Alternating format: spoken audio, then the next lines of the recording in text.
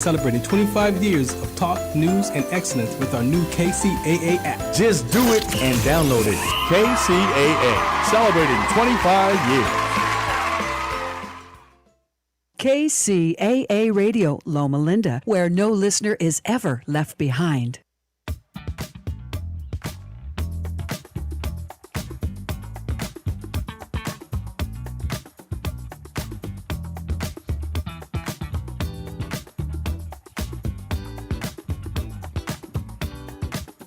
Hey, welcome everybody. It's the Factor time again. It's 2 o'clock on Saturdays. Cornelius Bryant is still in Italy doing his thing on vacation, so I'm substituting for him as the new host of the show. So next week we'll have the Cool Vets will be on with Mr. Whitehead, and that'll probably be the end of me. So anyway, I'm really excited today because one of the things we're going to be doing today is we're going to be talking about cars, how to buy cars, how to sell cars, and everything there is to know about cars with our special guest, Richard Perry from VIP Auto. But more importantly than that, he's now an author. So if you have any questions about cars, buying, selling, or trading, give us a call at 909-383-1000. That's 909-383-1000. And before we go, I want to promote Richard Perry's book. His book is How to Buy a Car Without Being Taken for a Ride, authored by Richard Perry. Now, Richard is one of these guys, you know, he's not a guy, he's not an academic or a writer. He's a doer, so I was kind of surprised that he was actually producing a book. But in this world that we live in today, everybody seems to be having a book. So you should consider buying the book. The book is available on Amazon. You just go to How to Buy a Car Without Being Taken for a Ride by Richard Perry, and you can buy it on Amazon. Now, why would you want to buy this book on Amazon? You could save up to sometimes as much as $5,000 on the purchase of a car. The other thing is, when you're selling a car, you're going to learn how to increase your value, but also not get scammed. So without further ado, I'd like to introduce to you our guest, which is Richard Perry, president, owner of VIP Auto, and best-selling author of the How to Buy a Car Without Being Taken for a Ride. And we'll be giving away a couple of these books when you call in. So make sure when you call in and you're done with the call, stay on the line. So Joe, our master of the computer, can take your phone number or your address, and we can send you a book. Well, welcome, Richard. How are you doing this morning? Doing great, Ken. Hey, it's an honor and a privilege to be here. Thank you very much. I understand that you were very busy this morning helping somebody complete their car transaction. That's right. We were quite busy today. We were a little bit short-handed, so I swing by and did a few things there last minute and jumped on the freeway and got out here to meet with you. So again, it's great to be here. Okay, so let's get right to the issue. So why would you want to write a book? You've been a very successful owner of a dealership. You've been in the car business for how many years? Over 40 years. So over 40 years? Started in 1984. Aren't you supposed to be retired? I'd like to be. Yeah, I'm getting close. I'm getting close. Yeah. Well, so how did you get into the car business? Well, it really was by accident. So certainly looked for a job, moved to a town, saw an advertisement for sale. It was a parts counter job. I'd worked in restaurants in Palm Springs and went in to apply for a job. I wore a suit, walked in to get a parts counter job. I was, 19, 20 years old. And that job was just filled. And they said, hey, sorry, you just filled the position. I walked across the showroom floor. I'm wearing a suit. And I thought, maybe I could sell cars. It was literally, that was back then. Wow. The guy interviewed me and said, hey, today's Friday. You start Monday at 2 o'clock. Get here at 1 o'clock Monday and you're ready to go. I had no idea what I was doing. Well, and in fact, you're going to even write another book, a follow-up book, correct, on how to get a job or how to get involved in the automobile Yes, yes. That's Yeah, that's again gonna be an one kind of exciting makes you book, think too. of another. It's what happens. Okay, yeah, that's the next book up. So, in the book, How to Buy a Car Without Being Taken for a Ride, you discuss several things that I'm sort of interested in, and I know a lot of our listeners are interested in. You were talking about actually, most people don't buy a car because of their need. They buy a car because they become fascinated, right? I mean, they don't think about what they really need as a car, right?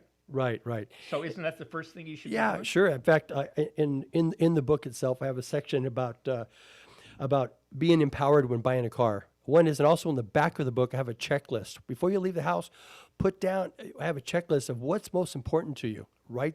And they have little check boxes, and you can keep track of those things. And that way, when you go and look at vehicles, you don't get kind of swayed away and forget of what you were looking for. You got to think Exactly. about, Because a lot of these cars are really fancy, and but they're not practical. Especially these Lamborghinis all these kids are trying to buy online, right? Lambo. Right, right. I mean, Yeah, there's so much that to car think is about. almost worthless, I think, in terms of transportation. Okay. Yeah, and of course, and cars like that depreciate much faster. So we can probably, that's another topic. Yeah, too. we're going to be talking about Yeah, depreciation in a minute, yeah. but with that Lambo, it has a lot of maintenance issues too, doesn't it? It is. It is. One is, it's, you're limited to where you can go for service, Right. you know. And then if you do find someone serving, they don't work on Lamborghini, and you think, okay, well, maybe they can work on it. They're afraid to because it's a Lamborghini, right? That's true. And it costs, like, for example, I have a fun car. I have a Bentley, and it's great, but I very rarely drive it because an oil change is $1,100 for an oil change. What? So that's why you want to that's why I keep the miles very low on that car. Okay, so we're going to be talking a little bit more about the maintenance on cars and purchases and all that kind of thing. So, so as a buyer of a car, you should basically decide what you're going to use the car for, right? The utility of a car first, before you worry about what it looks like. Right, exactly. You want to know, first look at your lifestyle. What is it that it's a mode of transportation, but then think about what do you do? What do you use the vehicle for? So obviously, if you live up in the mountains, like I have a daughter who lives up in Idlewild, maybe a Lamborghini going down the hill wouldn't be the thing. Maybe a smaller SUV that has four-wheel drive might be the better fit for her, right? Right, So right. things. So again, keep track of what your lifestyle is first, and find the vehicle that fits that. Obviously, if you're a parent and you've got 4 or 5 kids, that Lamborghini is not going to work, right? So Right. it doesn't have to necessarily be a minivan, but there's other alternatives to look at. But again, that checklist is so important. Right. And always, and it's good to look at the new car models, see what features they have. You might find they're also available in other models that are less money. Yeah. Yeah, sure. Okay. Okay. And so if you have any questions, you can give us a call at 909-383-1000. That's 909-383-1000. You can pick Richard's brain right now. I mean, he's the guy. And if you got a question, he's more than happy to address your situation. Now, obviously, everybody's situation is a little bit different, so you may want to have a consultation outside of the radio show here, but he can give you basic general information that will help you. So, so one of the things we want to look at is once you found the right car, how do you find the right dealer for your car? Okay. Well, there's a lot. Obviously, I would look at reviews. If you're going to go to a dealership, look at reviews. Look what their track record I is. noticed you have 5-star reviews. It's hard to keep that, but you got to keep that going. You can't make everybody Exactly. happy, but we're going to try. And here's the deal. That's the whole idea. We can't make everybody happy, but we will do every effort to do so. Right. And it's important. But besides dealerships, you can buy cars private party, online. There's a lot of other resources that we can get to where you can buy vehicles from. But again, you want to make sure that you buy one, again, but without being taken for a ride, about not paying too much, not buying the wrong vehicle. And I want to get into that. But the bottom line is you're the first dealer I've ever heard that says you can buy cars elsewhere. Sure, you can. And you can also lose a lot by buying elsewhere too. Yeah, I'm we'll not talk about that, Yeah, too. we're not certainly putting that down. I'm just saying know what your alternatives are. And I've got people buy cars private party. I buy cars private party. I Right. buy cars off the street. I recondition them, go through them. We go through the checkpoint of everything, and then we put it up for sale. So some of those are my best purchases. So why wouldn't you, as a consumer, try to buy those also? Right. I mean, yeah, I do get some cars from auctions, but a big part of them, I buy them from dealerships directly. They're fresh trade-ins, and it gives me a chance to go through them, drive them, check them out, lift them up, and get them serviced before we offer them to the public. And sometimes I buy a bad car. I'll buy quite a few cars. I'll buy some vehicles, and I go through it and find out, oh, wow, I didn't realize they had a cracked block, or I didn't realize these things. So what do? Patch them up. What do? We get rid of them. They go to auctions, they go places, but I won't sell them to the public because I don't want to have to talk to them later. That's a good point. Because it's the same thing in real estate. Is when there's auctions, the properties are typically not that good. You know what I mean? You think you're getting a good deal, and you say, "Oh, this house is $400,000, and I could buy it for $300,000," but they don't realize that you have a cracked foundation. You have this wrong, that wrong, and it's going to cost you $600,000 to fix everything. Is it the same thing? Right. As you know, when you buy a house, you have the house inspected. You have an inspector. Same thing with this. We have a checkpoint. We have mechanics go through them, and they bring to my attention what the car needs before we actually offer it for sale. So if you're going to buy a car from a private party, or even from a dealership, should you have it inspected? You can, in fact, at dealerships. A lot of people don't really pay attention what's on the showroom floor. There's a sign there that says you have the right to have the vehicle inspected on or off the premises at your own expense. Oh. You can actually ask for that. Hey, I've got a mechanic down the street. Friend, you mind if I take it to have a look at it? No problem. It should never be a problem for the dealer to do that. Right. If That's it is a law, isn't it? If it is a problem, then you definitely don't want to buy it there, right? Right. But they have to make you aware of the fact that you can take it for an inspection. You have the right. You can bring an inspector with you, or you can take it yourself. Right. And then when you buy vehicles like from a dealership, they have. If they say it's a certified car, that just means they have a checklist they go through. Okay. Not all used car dealerships have a checklist. They can just sell used cars as long as the car's smog. Does it stop? Does it start? Do all the lights work? That's all they care about. But if you buy a certified car, it means there was an actual checklist of these items they went through. And you can actually ask to see that checklist, see what they went through. You should ask for that checklist. Should. There's other things you should ask for, too. If you're buying a car, you ask for a Carfax. Ask for an auto check. What is a Carfax? Carfax gives you the history of that vehicle. All I see is that owners Fox. and accidents, things like that. You see it, the Fox, right? Yeah. So there's that. Then there's another alternative to Carfax. There's a called Auto Check. I think Experian is the owner of that puts that in. Okay. And there's another report we run, for example, when we buy cars. Right. I run a Carfax. I run an Auto Check. And I also run a National Motor Vehicle Title Information Report. I want to know if that car's been to another state and has that title changed. That way you can prevent from buying a car that's had a washed title, totaled in one state and clean in another. And we can find that out in those reports. But again, for me as a dealer, we run those reports because I want to know if the car's good or bad before I buy the car, not after I bought it. Absolutely. Because the three biggest expenses an average person's going to have, and everybody thinks it's just going to be their mortgage or rent payment. But number one is income tax. You pay more income tax than anything else, then the mortgage, and then your car. And sometimes your car is actually you're going to spend more on that than you are on your mortgage. Because especially if you're a commuter, right? Yep. Maintenance, right? Maintenance, yeah. People think when they buy a car, they buy the car and that's it. Besides fuel, oil change, maintenance, like what you said, and maintaining that vehicle is certainly something to be aware of. Okay, so not to mention insurance, right? How about car insurance?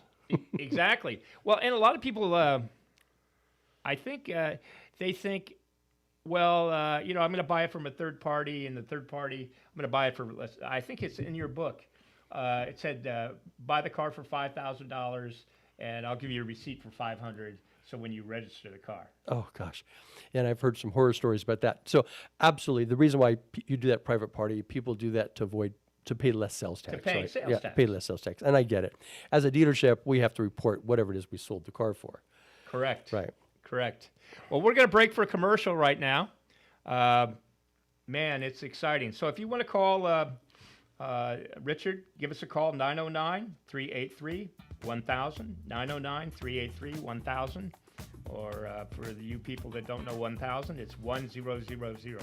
Okay, so 383-1000, 908-383-1000. We'll be right back. From the community bulletin board right off the kitchen table, it's Slam the Scam by the Yucaipa Police Department. Your cell phone rings, you pick it up, and there is someone on the phone pitching you, trying to get information from you. If it's too good to be true, it is. Stop. Hang up. You have no obligation to be polite. You didn't call them. They called you. Hang up. Come to Slam the Scam this Saturday. Join the Yucaipa Police Department this Saturday at 4 p.m. at the Yucaipa Police Department for an educational event on avoiding scams. Slam the Scam starts at 4 p.m. Saturday at the Yucaipa Police Department on Yucaipa Boulevard next to City Hall. Slam the Scam. And that's a message from the community calendar right off the kitchen table. Hi, folks. It's Milan Vukovic from the Tahibo Tea Club. We just received our first shipment since the new tariffs, and because our tea is harvested deep in the Brazilian rainforest, we had to pay a 50% import tariff just to release it. Once we run out of our current inventory, prices will go up. Right now, you can still stock up at today's pre-tariff prices by calling us at 818-610-8088. 1 pound of original Pure Pau d'Arco Tahibo tea is $49.95, or take advantage of our multi-pack discounts such as buy 3 pounds, get 1 free. That's a 4-pack discount of 25% for $149.95, or buy 5 pounds, get 3 free. That's an 8-pack discount to 38% for $249.95. Stock up now. Call us at 818-610-8088 or visit TahiboTeaClub.com. That's 818-610-8088. KCAA, the stations that leave no listener behind. Join KCAA Morning for an extra hour of coffee with Stephanie Miller now from 6 to 8 in the mornings, followed by Gary Garver's Control Chaos. Then at 9, it's the Asian Oprah, Dr. Marissa Pei. At 11, it's Randy Corgan in the Worker Power Hour. Then join KCAA every day for a brand new show from noon to 3. It's the new Jeff Santos Show. Don't forget Rick Smith either. The Rick Smith Show is now at 5 in the afternoon weekdays, followed by Tom Hartman. KCAA. We're making progress, and it gets more exciting every day.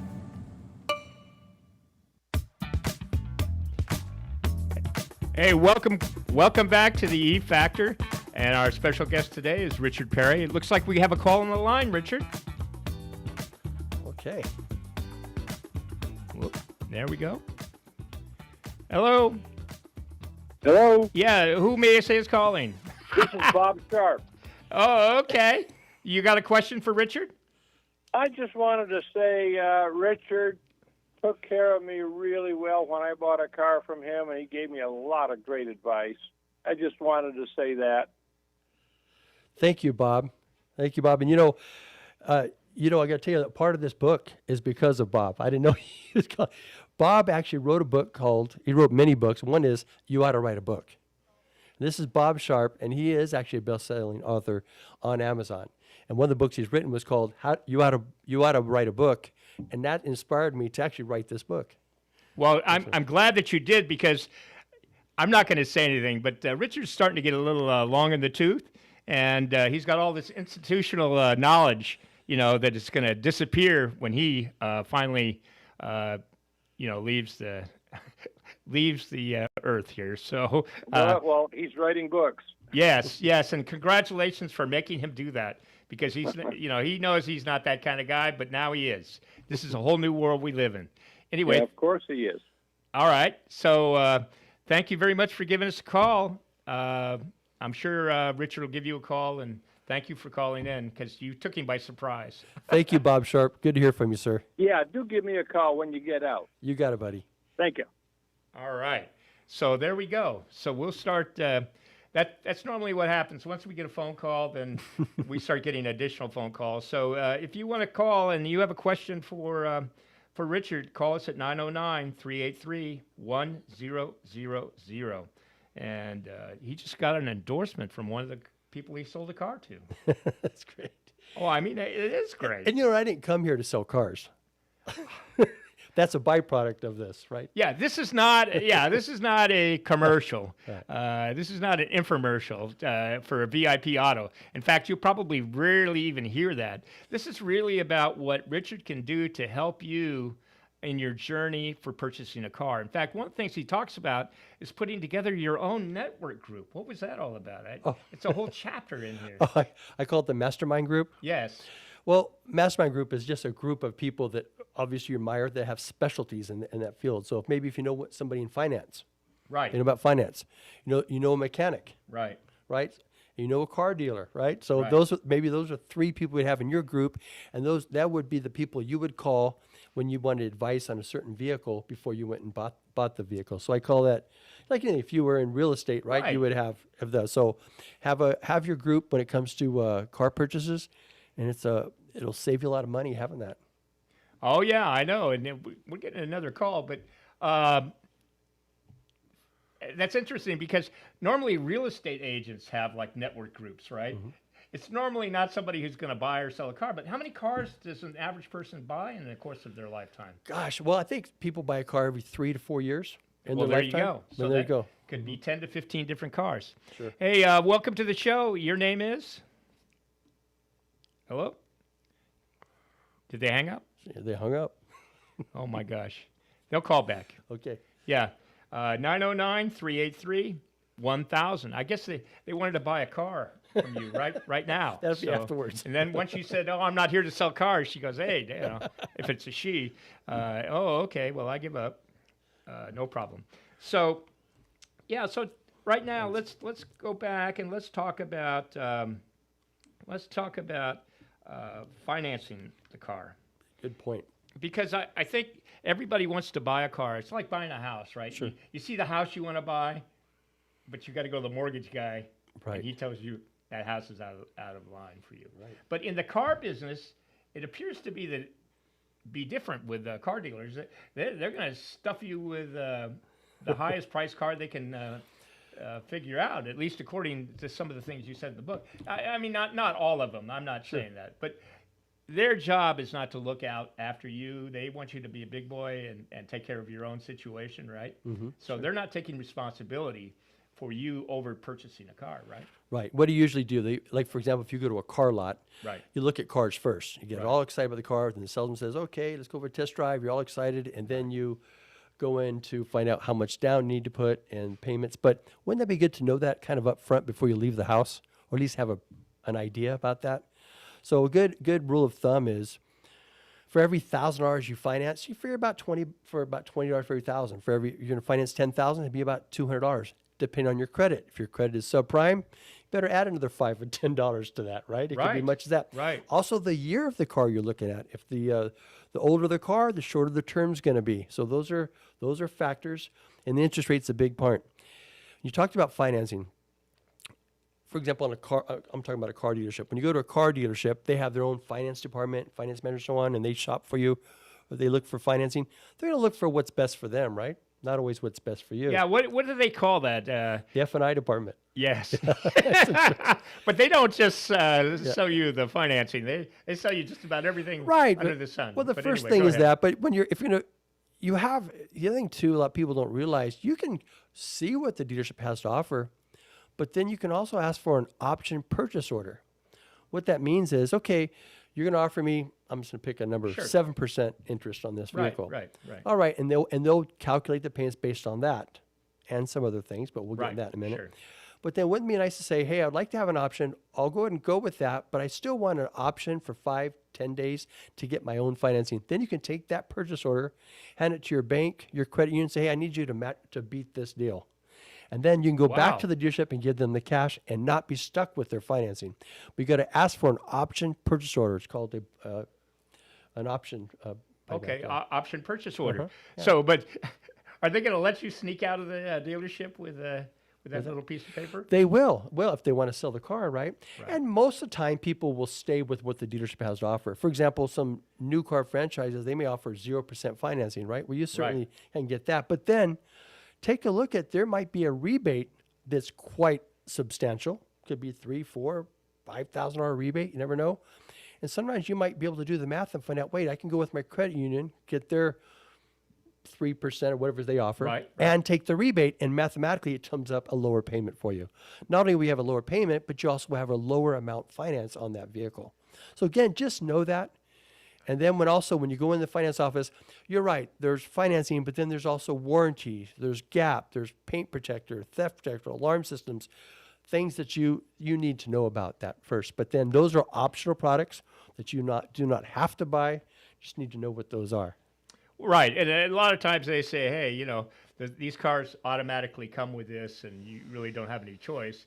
But the bottom line is, you could still buy that car and say, I don't want those things. And then they say, oh, okay, well, then I guess we don't activate that, right? Right, that's right. We'll take it out. Yeah. Yeah, we'll take it out. Yeah. And again, there might be some things they didn't put in. Yeah, they put nitrogen in the tires, right? But is it really worth $800-900 for that nitrogen in those tires? Oh my gosh. No, but I don't know. Again, whatever they charge. I got you. But just know that, and then ask for optional products disclosure. In other words, they'll show you, a reputable dealership will show you, here's your payment without these back-end products, and here's your payment with those products. Right. So again, it's nice to know that stuff up front. And big thing, ask for a option buyback contract. And here's why: if you do that, let's say you're not going to go to your credit union or bank, right? Right. But won't the dealership then do what they can to give you a good interest rate so they can keep your contract?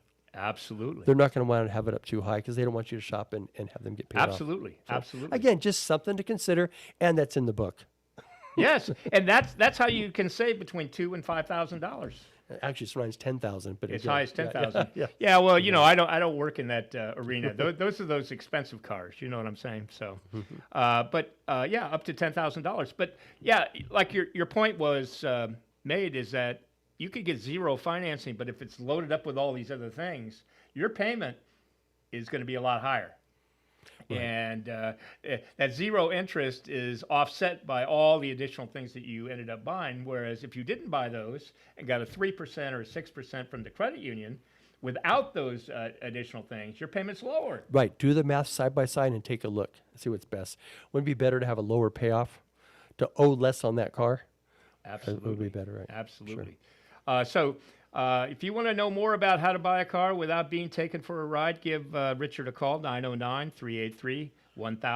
That's 383-1000, area code 909. We're having some really, really good conversation about finance right now. And the other thing is, let's talk about finance a second. Well, what I want to kind of get into is talking about buying a new car, a reconditioned car, or leasing a car. And what options? Because those are just three of the many options, right? Sure. So when you buy a new car,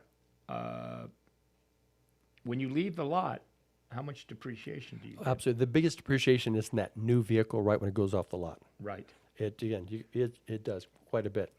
And for example, a new vehicle in 3 years can lose 50% of its value. That's also known as residual value. In leasing, they call that residual. Residual means what's the future value of that car. Future value. Right. So that's why I think buying a 3-year-old car is probably the best value. It's taking the biggest depreciation and maybe, 3 or 2 years, it's right in there in the car. It's taking the biggest depreciation, and many times you still have the remainder of the factory new car warranty on it. Yeah. Hey, we have another telephone call coming in, so this is awesome. Hey, good afternoon. You're with Richard, the car. They call him the Hemet car guy. He used to have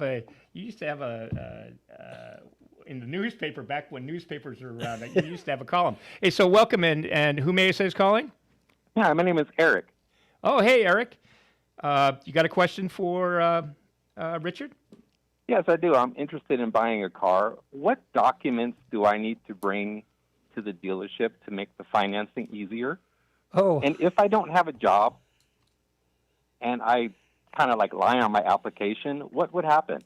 Well, first of all, don't lie.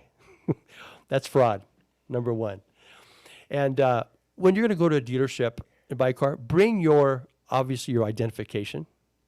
Bring your paycheck stub. If you're going to get financing, bring your proof of employment, which would be a current paycheck stub.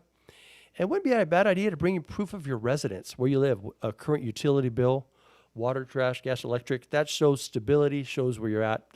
That's just now, depending on your credit, the bank may ask for more items, but that's probably the three major things that lenders will ask for. And if you're self-employed, you want to bring your tax return, your Schedule C, because you don't have a regular paycheck. Like, for example, all these Uber drivers. I mean, this is ideal for Uber drivers because they know that they're going to get a certain amount of cash flow, and so you're not really unemployed. You're just looking for new opportunities, right? I see. Very, very interesting. You know, I want to talk about the Uber you brought up, and also something that Eric said earlier. What if I don't have a job? Or what did you say? I lie? What did you say? Well, he was going to lie on his application. I would say, I could possibly put something on my credit application that maybe I do make money, but I'm not really employed, but I put something else down on the application. I was just wondering what would happen if the lenders found this out. Well, obviously, one is the lender could call the loan back, will call the dealer back and say, this is, they're not there. So the dealership many times will have to buy that contract back. So it's called, many lenders have a first payment default. If you don't make the first payment, they find there's some fraud stuff. They can make that poor dealer, I say poor, buy that contract back, even though the dealership didn't do anything wrong. So then the dealership, though, they can go after you. They can, when it has to do with fraud, think whatever money you've given, that's gone. There's I definitely would advise do not do that. Don't say anything that's not true. Because it happens. We look for fraud in the industry. We see it. We catch it many, many times. But there's going to be one or two that slip through and they won't find out later. But that's going to definitely cause a problem for yourself. Now, you said something about Uber. We have some customers. They say, "Oh, I plan on driving this car for Uber." Right. I got to tell you, something. I wouldn't so much put that on the application. My only money I make is Uber, because then you're using that vehicle for commercial purposes. Yeah, that's not really what the lender wants to do. The thing would be, let's say you work at Ross Outlet or somewhere. Right. You have a job. You're applying with that, and you're going to do the Uber on the side. You're going to do that. That's the way to do that, because then you're not using the vehicle for commercial purposes, because many lenders don't want that. Now, some will, but again, you're narrowing in. Maybe a dealership has 32 lenders, and they might have 2 that'll take it. But, the interest rate is going to be substantially higher. Now, the other thing I want to point out, too, you said you're currently unemployed, but maybe you have a 401k or you have some retirement monies that are coming to you, or let's say you're even Social Security. You can use those as the financing component of your of buying your car. So, hey. So basically, I should be 100% honest. Well, you could go to jail. I mean, you should. And provide all of the documentation. That's correct. Yeah, because that's called, I think that's called grand theft auto, right? Well, when you look at the bottom of that customer statement or credit application, it says that this information I'm providing is true. Okay. So when you sign there and you're lying, don't do that. It's going to cause you more trouble than it's worth. Yeah, it's become a big issue in the. And you can lose your car. All of a sudden, you wake up hey, my car's missing. You call the police, my car's missing. No, your car was repossessed for falsifying information. And that's fraud. Exactly. You can lose your car for that reason. I appreciate that, because I was wondering what to do when I wanted to come in to buy a car without having proper documentation of my income. You got it. Well, I think one thing you might want to do, too, is set up an appointment with Richard at VIP Auto over there in Hemet, and he can help you over the phone and give you some direction. He'll do that. And the other thing is he'll help you pre-qualify yourself before you even start the process of buying the car or looking for your financing. So I appreciate your phone call. Thank you. All right. I appreciate you, and I will be making that appointment with VIP Autos as soon as possible. Okay. Thank you, Eric. Have a good day. Okay, good day. So if you want to make a call and ask Richard some questions, call 909-383-1000. That's 909-383-1000. So, yeah, that's interesting that you said about Uber, because a lot of young people now, that's their primary income source. Sure. So actually, they're a commercial. It's funny, but I said earlier, tell the truth. And I say, but you you could leave something out. I mean, I would say. Well, but I think yeah. the difference between what you were saying and what he was saying is Uber. You're talking about Uber as a side hustle. Right. So you're qualifying on your job. Let's say you're a Right. nurse or whatever, but you drive Uber on the side. But that's additional Right. things. But yeah. And again, if a lender sees that, okay, they have a part-time job here, but their time job is Uber, they're going to know that, oh, they're using this for commercial purposes. You're going to be paying a higher APR. There's a higher liability, higher chances. Not to mention that car's going to have a lot more miles on it than if it's just an everyday driver, right? Oh yeah. Yeah. Oh yeah. Well, we're going to talk about the tax benefits of that. But the other thing is you're going to have to get commercial insurance, not the regular homeowner's insurance. You know what I mean? And that's a whole different animal in terms of price.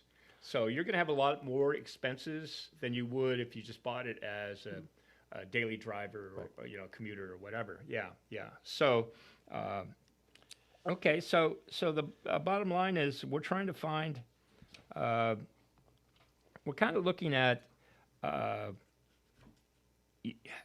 We still haven't really gone over the issue. We talked a little bit about new cars, but why go to a used car dealership? But actually, used car dealerships are really reconditioned or recycled cars. They're not like they were back when I was a youngster in the 1930s, So Ken, you're not that old. Yeah, no. But what I'm saying is that the used car dealer is a lot more sophisticated than they used to be way back in the day. Well, I think. Yeah, Maybe I'm wrong. There's additional checks and balances, Yeah, right? There's a lot of things we have to go through with licensing. With used car dealerships, for example, they'll have random checks by the DMV, make sure they have documentation correctly. And there's state board organization, there's DMV paperwork we have to do. And then not to mention, again, you have to make sure vehicles are smogged properly. So Right. One thing too about buying from a dealership, if you have a problem, you have somewhere to go back to. Correct. That's the deal. You can buy a car private party. And I'm not putting that down, but many times now you can't find them if you have a problem. And we can Especially get if they at- stole yeah. the car and gave you the bad, Right. bad registration. That's our and ownership. scam section, right? We'll get into that part, Yes, right? yes. Whenever you want well, to. Yeah. Yeah. And the thing is that a used car dealer is really much more professional than they used to be back in my day. Well, I would hope so. Yeah. And if they're not going to be there very long. Exactly. So look at the history of the dealership. Again, I look at reviews, Google the name of the dealership and see what other people say about it. Yeah. But don't make that the only thing, but see how are they involved with the community. Well, you won't believe this, Richard. We have another call. Oh, wow. So people want to know how to buy a car without being taken. Welcome to the show. You're on with Richard Perry. Hi, Richard. My name is Suzanne. I'm in the market for a car, but I just want to know, every time I go to a car dealership and they run my credit, it hurts it. My score keeps getting lower and lower. Is there any way for me to buy a car without running my credit? Suzanne, great question. So here's the thing. Yeah, they can't give you accurate numbers, especially when it comes to financing, without knowing your credit, right? So you say, hey, I want to look at car, but I want you running my credit. If you went to a previous dealership and they gave your credit score disclosure, ask them for a copy of your credit application, known as also a customer statement, Right. and ask them for a copy of a credit score disclosure. Now, they may not give you your credit report, but they will give you your score disclosure. And they should give you a copy of that along with a privacy notice at dealership number 1. Then you go to dealership number 2. Here's my credit application. Here's my score. Maybe based on that, but you can tell them what's on that credit report. Have you financed a car before? Are you currently financing a car? Do you have any delinquencies or things like that? So they can't be 100% by just the number, because I've seen people with a 750 credit score that can't finance a car, and people with a 400 that can. And here's why. The 750 could have 3 open car loans and they finance it for 3 other people. Well, the problem is now the lender just, they keep doing what they call third-party purchases or straws, so they don't want to be that 4th dealer, right? Well, and then maybe they don't have the stability or the income, where someone with a lower score may have the other income, which I know I'm getting away from your question, I apologize, because there's other things besides the score. And here's the thing. When you go to one dealership and to another, it's actually counted as one inquiry. when you go to, in fact, I believe Ally is the lender that put that notice out that explains that it doesn't change your score. You know what lowers your score? Not paying your bills. That's what lowers your score. Inquiries is a misnomer, really. Inquiries, having 5 or 6, 7 inquiries, you're shopping for a car, you're just shopping for a car. That doesn't lower your score. When you get lenders, for example, a dealership, oh, don't have anybody run your credit. This is the best we can do for you. Your score is going to go down 10 points if you do. The reason why they're telling you that, they don't want you out shopping them. So it's really not the inquiry doesn't lower your score. And there is, that's a good point. Thanks for bringing that up. Let me also add in, you're probably talking about FICO scores for like buying houses and that kind of stuff. It does affect that, but it doesn't affect commercial credit. Consumer credit. So they're two different scores. Everybody thinks, oh, well, my FICO score is 790. Yeah, well, if you want to buy a house, that's great. But the other score that you have, which is what Richard's talking about, is 400 because you have like 5 open loans and you're behind on your, you have medical bills and some other things out there. So you have to be very careful because there's 3 levels of credit.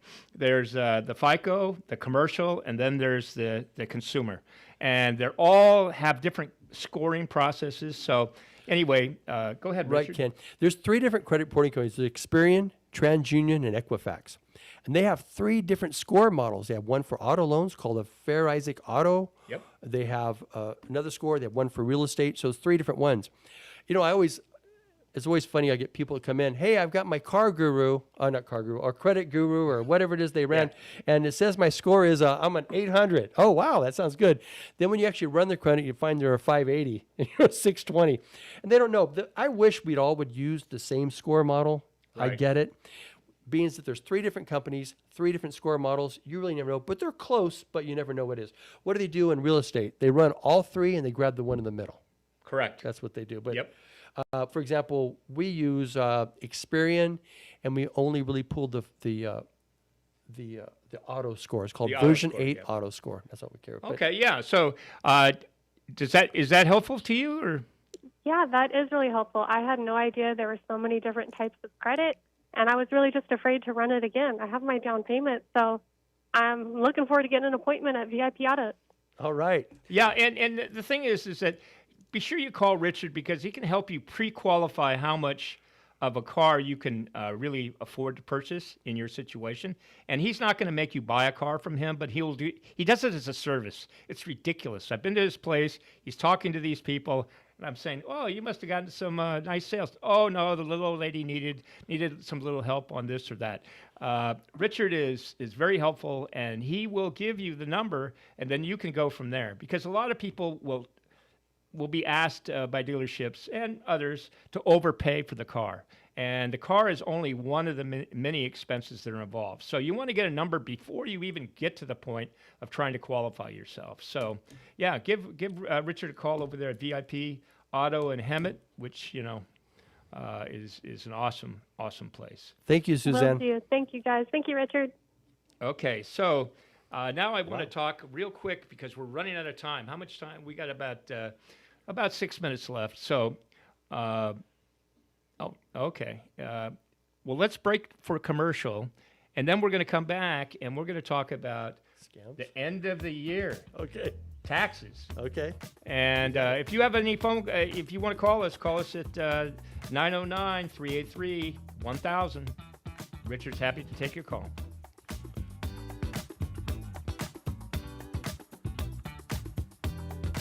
From the community bulletin board right off the kitchen table, it's Slam the Scam by the Yucaipa Police Department. Your cell phone rings, you pick it up, and there is someone on the phone pitching you, trying to get information from you. If it's too good to be true, it is. Stop. Hang up. You have no obligation to be polite. You didn't call them. They called you. Hang up. Come to Slam the Scam this Saturday. Join the Yucaipa Police Department this Saturday at 4 p.m. at the Yucaipa Police Department for an educational event on avoiding scams. Slam the Scam starts at 4 p.m. Saturday at the Yucaipa Police Department on Yucaipa Boulevard next to City Hall. Slam the Scam. And that's a message from the community calendar right off the kitchen table.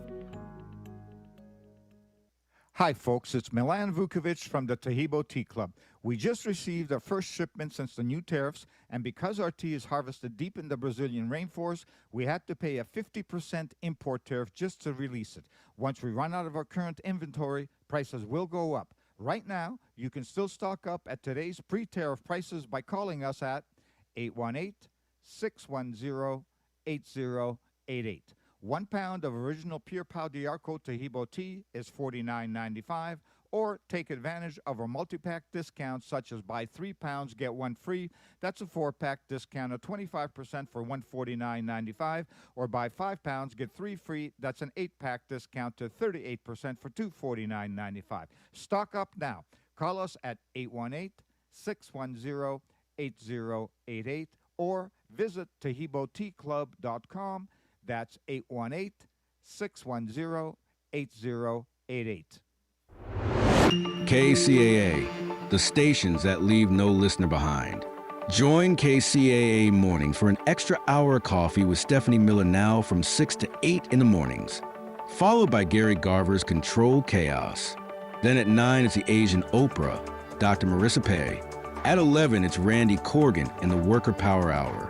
Then join KCAA every day for a brand new show from noon to 3. It's the new Jeff Santos Show. Don't forget Rick Smith either. The Rick Smith Show is now at 5 in the afternoon weekdays, followed by Tom Hartman. KCAA. We're making progress, and it gets more exciting every day. Hey, welcome back. You've been listening to the E Factor. Our special guest today is Richard Perry, and we're going to go right to the phones here. We're starting to back up. This always happens at the end of so you need to call in now, 909-383-1000. We only have about 5 minutes left. Hey, welcome. You're talking to Richard Perry. Oh, yeah, thanks. I've always been confused about the title of your show, E Factor. I'm not certain. Are you like a union show, or is it like electronics? No, it's an entrepreneur show. And we discuss, okay. Entrepreneurs. Yeah, good. Well, I could work in my question then according to that angle. Oh, you could work in your question anyway. I'd figure out how. Go ahead. Okay. Well, when you start looking at, I'm interested in economics, and the you came to the right place. Hyperinflation is a problem that happened in Germany between World War I and World War II, where the money became so worthless, it became more useful to just barter among people. Back in those days, there were actually photographs. It took you wheelbarrows full of money to buy a loaf of bread. Wheelbarrows full to buy a loaf of bread. I've got my grandfather's old stamp collection, and they were up into the hundreds of millions of Deutschmarks, which were their dollars, to send a stamp, to send a to send a letter, hundreds of thousands of dollars of Deutschmarks to send a letter. And so we're in an early stage of that.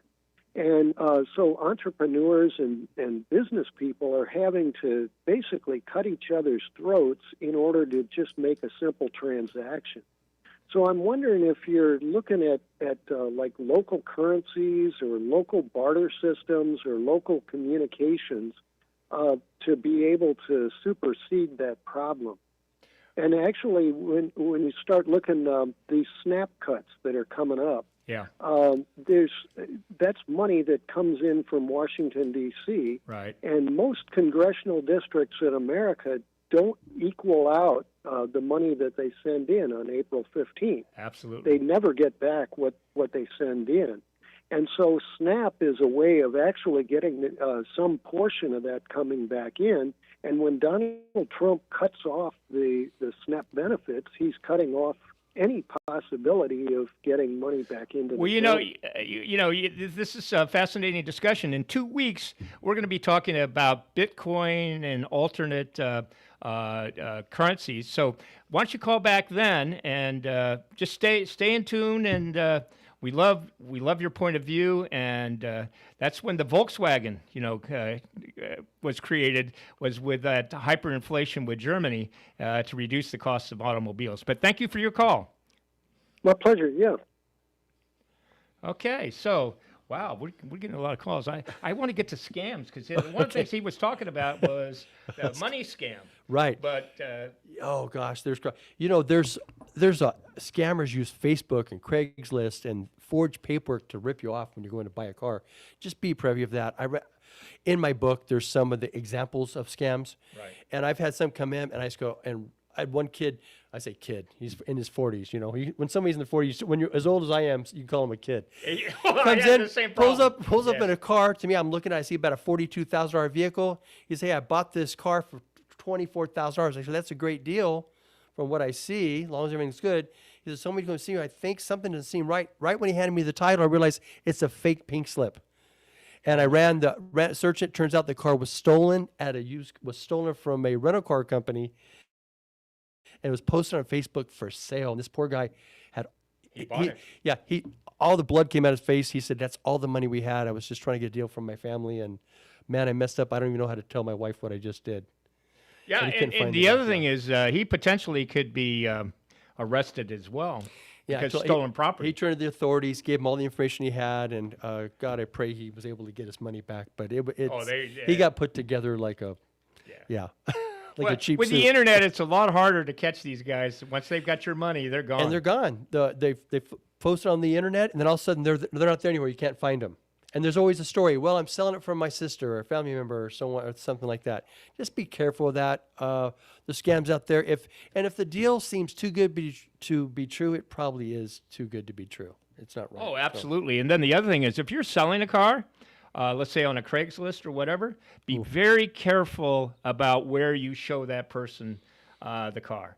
Even if the person appears to be good, buys the car from you and everything, but they look at your neighborhood and they see your house, and now you become a potential burglary victim. And I mean, these people are outrageous. I mean, in my neighborhood, they broke into 10 mailboxes. You know, those big mailboxes with like 10 or 15 different people. And then you got to go to the post office to get your mail. I'm going, what in the heck? Yeah. I mean, those days are over. So a lot of scams out there, and maybe one thing we need to do, Richard, is maybe every week we could do like a 2-minute VIP auto report kind of thing, like you were doing. Scams look out for. Yeah. Sure. And other things as well. There's a lot of them. It's also it's a chapter in my book, and it explains what scams look out for. And when I hear about them, I'll look online and find that's been repeated across the country, and it's quite a deal. You know, I really goofed up too, because a couple of those callers, I was going to say, Richard's going to be happy to send you a book. All we need to do. So go to VIP Auto, call them. Richard, if you had called us on the show, just ask for the book. We're going to give away 3 books. So the first 3 people that call Richard over there at VIP Auto will get a copy of his book. So it didn't even cost you for that. You can, if you're not one of those 3, you can always buy it on Amazon, right? That's right. Okay, and it's a great gift for anybody who's deciding that they want to give a car, for Christmas. And I was going to get into all the Section 179, the 6,000 pounds situation, and all that income tax stuff, but we're just running out of time. I mean, we've had a lot of calls. If you want to make one last call, 909-383-1000, and quickly ask Richard your question, and then I'll make sure you get a book. So anyway, so Richard, any last minute things you'd like to talk about? It's tough. Everybody's trying to save a buck, right? So and that's what that last guy was. Really and the big deal, you just want to save time, money, without losing, your livelihood. Well, what's unbelievable about today is it's easier than ever to make money, online, and also with AI and all the things that are going on. And I wanted to talk to you about the future of AI in the automobile industry, but we're going to have to save that for another time because we are out of time. So, Richard, why don't you tell people how they can get a hold of you? Hey, VIP Autos in Hemet. You type in VIP Autos in Hemet, VIPAUTOS.net. Or call us at 951-652-9500.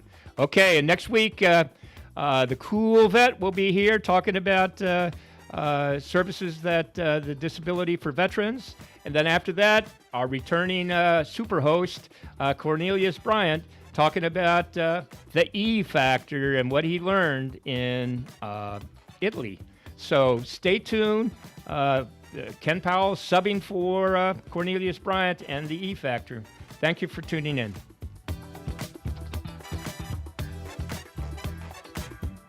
The Legacy. Southern California's KCAA, the #1